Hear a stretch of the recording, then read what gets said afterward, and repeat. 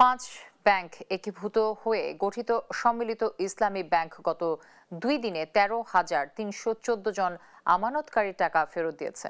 ফেরত দেওয়া টাকার পরিমাণ 107 কোটি 77 লাখ।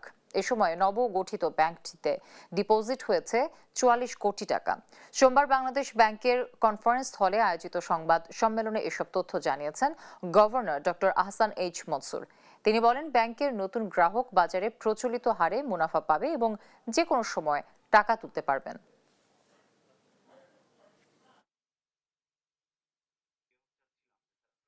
টোটাল যে অ্যামাউন্টটা উইথড্র করা হয়েছে সেটার পরিমাণ হচ্ছে 107 কোটি 77 লক্ষ।